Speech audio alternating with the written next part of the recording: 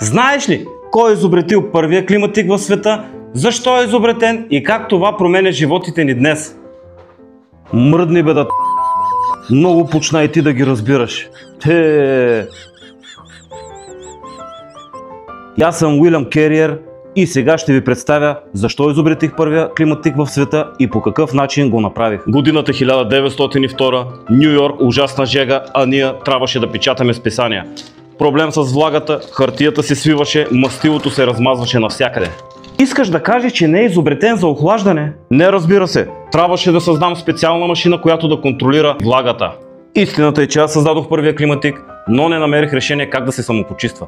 За профилактика на климатици, приятели, нужно ли е да казвам към кого да се обърнете? Ето големи реклами, големи клипове. Това момче ме върна от 1902, тук на крак ме доведе. Голяма нагла работа, голямо разбиране, голям разбирач, голямо нещо, аз си тръгвам. Благодарим ви, господин Кериер, прекрасен гост.